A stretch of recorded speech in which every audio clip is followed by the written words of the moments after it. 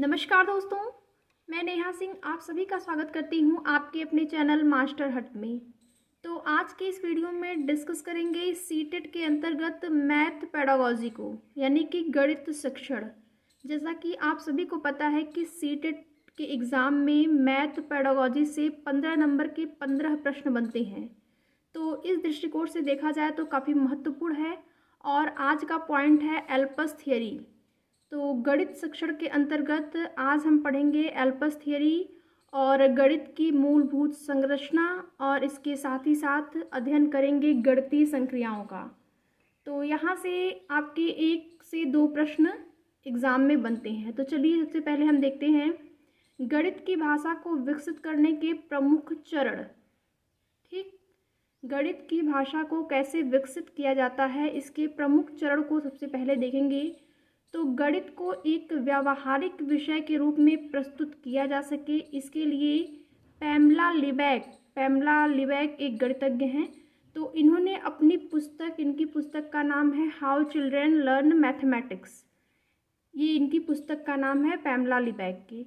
और इसी पुस्तक में इन्होंने एल्पस थियरी दिया था। तो एल्पस थियरी क्या है इसको समझेंगे। यहाँ पर बच्चों को व्यावहारिक रूप से गणित का शिक्षण कराने की बात की गई है। गणित सिखाने के लिए बच्चों को व्यावहारिक रूप का प्रयोग करें, ऐसा कहा गया है शिक्षकों के लिए। तो जैसे कि प्रारंभिक विद्यालय में जब बच्चा जाता है तो उसे गणित पढ़ाने के लिए सबसे पहले आप क्या करेंगे कि व्यावहारिक जीवन से जोड़ते हुए आप उसको गणित का शिक्षण कराएंगे। जैसे कि आप कुछ कंचों का इस्तेमाल कर सकते हैं।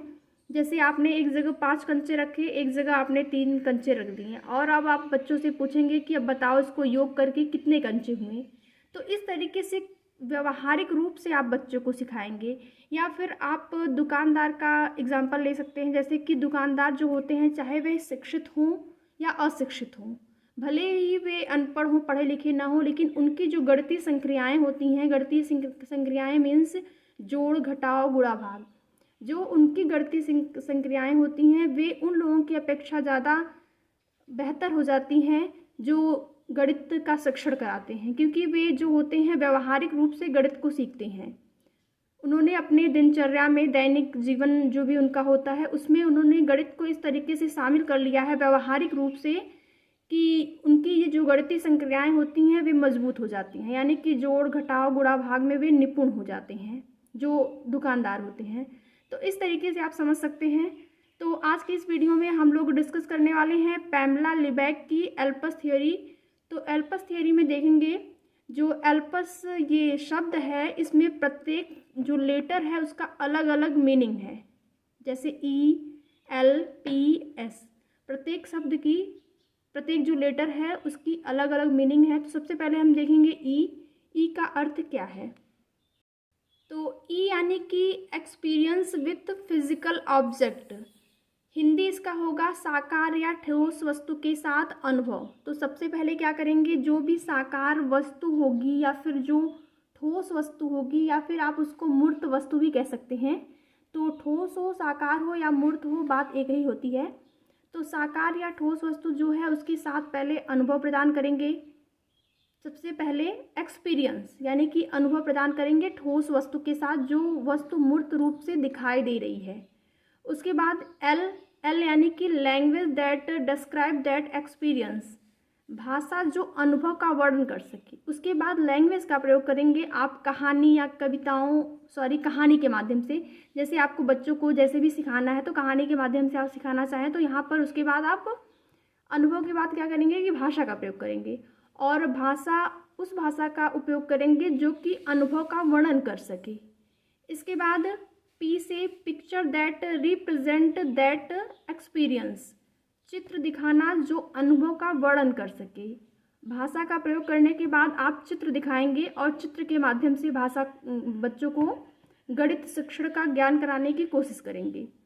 और लास्ट में आप क्या करेंगे कि सिंबल, एस यानी कि सिंबल, चिन्ह जो अनुभव को व्यक्त कर सके, उन चिन्हों को दिखाएंगे। जैसे कि जोड़ घटाव गुणा भाग का जो चिन्ह है उसको आप लास्ट में बच्चों को दिखाएंगे। तो इस तरीके से आप बच्चों को एल्पस थियरी जो है उसको व्यावहारिक विषय के रूप में बच्चों को सिखाएंगे। तो एल्पस थियरी में आपको सबसे ज़्यादा ध्यान देने की ज़रूरत है ये जो क्रम दिया है, निश्चित क्रम ELPS, यहीं से प्रश्न बनते हैं। तो वीडियो के लास्ट में हम इससे संबंधित, एल्पस थियरी संबंधित कुछ प्रश्नों को देखेंगे, तो वहाँ से आपको ये थियरी एकदम स्पष्ट हो जाएगी कि किस तरीके से एग्ज़ाम में प्रश्न बनते हैं। ठीक, इसके बाद देखेंगे गणित की मूलभूत संरचना। तो गणित की मूलभूत संरचना जो होती है वह 3 है। तो आपको यहाँ पर कन्फ्यूज़न होता है बहुत ज़्यादा गणित की मूलभूत संरचना और गणितीय संक्रिया में। तो संक्रिया एकदम अलग है और मूलभूत संरचना अलग होती है। तो ये आपको यहाँ पर ध्यान रखना है। मूलभूत संरचनाएं जो होती हैं गणित की वे 3 हैं और गणितीय संक्रियाएं जो हैं वो 4 हैं। कौन कौन सी? योग यानी कि प्लस, व्यकलन, जोड़ घटाव, गुणा भाग, ये जो 4 हैं ये गणितीय संक्रिया के अंतर्गत आते हैं और यहाँ से भी आपके एग्ज़ाम में कई बार प्रश्न बने हैं। लास्ट में हम प्रश्नों को देखेंगे। सबसे पहले हम थ्योरी को डिस्कस कर लेते हैं। तो यहाँ पर गणित की जो मूलभूत संरचना है उसको देखेंगे। 3 होती है गणित की मूलभूत संरचनाएं। सबसे पहला है बीजगणितीय संरचना, सेकंड क्रमिक संरचना और थर्ड है तलरूप संरचना। तो जो बीजगणितीय संरचना है उसके अंतर्गत आता है योग, व्यकलन, गुणा, भाग, सामान्यीकरण। ये जो हैं ये सभी बीजगणितीय संरचना के अंतर्गत आते हैं। यहाँ से प्रश्न इस तरीके से बनते हैं कि कोई प्लस या माइनस, गुणा या भाग से संबंधित कोई भी आपको एक समस्या दे देगा उसका समाधान करने के लिए और पूछेगा प्रश्न में कि यह कौन सी संरचना है, गणित की मूलभूत संरचना के अंतर्गत इसको किस संरचना में सम्मिलित किया गया है। तो यह बीजगणितीय संरचना के अंतर्गत आएगा। आपका ये जो आंसर होगा वो राइट होगा। तो योग, व्यकलन, गुणा, भाग, सामान्यीकरण जो है वह बीजगणितीय संरचना के अंतर्गत आते हैं। इसके बाद देखेंगे क्रमिक संरचना। तो क्रमिक संरचना में आता है से बड़ा, से छोटा, तुलना करना। इससे संबंधित जो भी प्रश्न पूछे जाएंगे वे क्रमिक संरचना के अंतर्गत आएंगे। जैसे अगर प्रश्न में आपसे पूछ दिया कि 1/2 1/3 से बड़ा है, तो यह गणित की मूलभूत संरचना में किसके अंतर्गत आएगा? तो बड़ा या छोटा पूछेगा तो वह क्रमिक संरचना के अंतर्गत आएगा। और लास्ट है तलरूप संरचना। तो तलरूप संरचना में आता है समीपता, निकटता। जो समीपता या निकटता से संबंधित प्रश्न जो पूछे जाते हैं एग्ज़ाम में वे तल रूप संरचना के अंतर्गत आते हैं। जैसे कि अगर आपसे पूछ दिया जाए कि 100 के निकटतम अभाज्य संख्या कौन सी है, तो यहाँ पर ये शब्द आ गया ना, निकटतम। तो निकटता या समीपता से संबंधित जो भी प्रश्न पूछे जाएंगे वे तल रूप संरचना के अंतर्गत आएंगे। ठीक, तो बीजगणितीय संरचना, योग, व्यकलन, गुणा, भाग, सामान्यीकरण। क्रमिक संरचना से बड़ा, से छोटा, तुलना करना। तलरूप संरचना समीपता या निकटता जैसी क्रियाओं का अध्ययन करना। तो आशा करती हूँ कि आपको ये समझ में आ गया होगा कि गणित की मूलभूत संरचना जो होती हैं वे 3 होती हैं और गणितीय संक्रियाएं जो होती हैं वे 4 होती हैं, जिसके अंतर्गत जोड़, घटाव, गुणा, भाग आते हैं।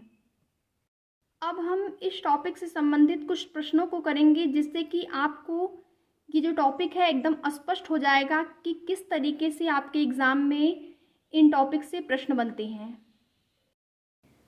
प्रश्न है, कक्षा 3 के विद्यार्थियों को आधे की संकल्पना का परिचय देने के लिए शिक्षक निम्नलिखित क्रियाकलापों की योजना बनाता है। पहला है, चित्र दिखाता है जिसमें आधा प्रदर्शित किया गया है, और सेकंड है आधे का चिन्ह लिखता है। थर्ड है बहुत सारे मूर्त पदार्थों को आधे में विभाजित करता है, और फोर्थ है कहानी या शब्दों के प्रयोग से आधा प्रदर्शित करता है। तो यह जो प्रश्न है वह एल्पस थियरी से बना है। अगर आपने पूरा वीडियो अच्छे से देखा है तो आप स्पष्ट रूप से इसका आंसर दे पाएंगे। सबसे पहले क्या होगा, एक्सपीरियंस। ई जो है सबसे पहले आपने देखा एल्पस थियरी में सबसे पहले आता है एक्सपीरियंस। तो पहले नंबर पर आएगा तीसरा, यानी कि बहुत सारे मूर्त पदार्थों को आधे में विभाजित करना। ये जो है तीसरा, ये पहले नंबर पर आएगा। उसके बाद एल यानी लैंग्वेज को देखेंगे तो लैंग्वेज के अंतर्गत कहानी या शब्दों के प्रयोग से आधा प्रदर्शित करता है। तो जो चौथा है वह दूसरे नंबर पर आ जाएगा यदि आप एल्पस थ्योरी के आधार पर देखेंगे तो। इसके बाद पी से पिक्चर, तो पहला जो है चित्र दिखाता है जिसमें आधा प्रदर्शित किया गया है, तो ये जो है आपका तीसरे नंबर पर आ जाएगा। और उसके बाद आधे का चिन्ह लिखता है, सिंबल जो है सबसे लास्ट में आएगा। ठीक, तो इस तरीके से इसका जो राइट आंसर है वह हो जाएगा ऑप्शन नंबर बी, यानी कि सबसे पहले तीसरा होगा, फिर चौथा, फिर पहला, उसके बाद दूसरा। ये आपका राइट आंसर हो जाएगा। अब देखते हैं अगला प्रश्न। अगला प्रश्न है, कक्षा कक्ष में गणितीय भाषा में निपुणता को निम्नलिखित क्रम में समस्याओं को प्रदर्शित करने के लिए बढ़ाया जा सकता है। ऑप्शन नंबर ए है प्रतीकात्मक भाषा, तो सबसे पहले प्रतीकात्मक भाषा ही दे दिया है, तो ऑप्शन पहले ही गलत हो जाएगा क्योंकि सिंबल जो है सबसे लास्ट में आया है एल्पस थ्योरी में। सेकंड है रोज़मर्रा की भाषा, तो हाँ सबसे पहले रोज़मर्रा की भाषा को ही सम्मिलित करते हैं, उसके बाद गणितीय स्थिति भाषा और उसके बाद प्रतीकात्मक भाषा। तो यह ऑप्शन भी गलत हो जाएगा क्योंकि उसमें एल्पस थ्योरी में 4 लेटर हैं, चारों लेटर के अपने अलग अलग अर्थ हैं। ऑप्शन नंबर सी है गणितीय समस्या समाधान की भाषा, तो ये भी गलत हो जाएगा क्योंकि सबसे पहले रोज़मर्रा की भाषा को शामिल करते हैं एक्सपीरियंस के आधार पर। तो जो ऑप्शन नंबर डी है रोज़मर्रा की भाषा, इसके बाद गणितीकरण स्थिति भाषा और तीसरे नंबर पर गणितीय समस्या समाधान की भाषा और लास्ट में सिंबल यानी कि प्रतीकात्मक भाषा। तो ऑप्शन नंबर जो डी है इस प्रश्न का वो राइट आंसर हो जाएगा। ठीक, अब देखते हैं अगला प्रश्न। प्रश्न है, यदि एक शिक्षार्थी पूर्णांकों, भिन्नों और दशमलव संख्याओं पर चारों आधारभूत संक्रियाएं संपन्न करने में समर्थ है तो वह, ऑप्शन नंबर ए है विभाजनात्मक अवस्था में है, ऑप्शन नंबर बी है उपादान अवस्था में है, ऑप्शन नंबर सी है संक्रियात्मक अवस्था में है और ऑप्शन नंबर डी है परिमाणात्मक अवस्था में है। तो सीधे सीधे आप इसका आंसर दे लेंगे। आपने गणितीय संक्रियाएं अगर पढ़ा है ध्यान से तो जो पूर्णांक, भिन्न, दशमलव संख्याओं, जो चारों आधारभूत संक्रियाएं हैं ये सम्मिलित हैं संक्रियात्मक अवस्था के अंतर्गत। तो ऑप्शन नंबर जो सी है वो इसका राइट आंसर हो जाएगा। तो आशा करती हूँ कि आपको वीडियो पसंद आया होगा। अगर वीडियो पसंद आए तो वीडियो को लाइक, शेयर और अगर आपने अभी तक चैनल को सब्सक्राइब नहीं किया है तो प्लीज़ सब्सक्राइब कर लें। धन्यवाद।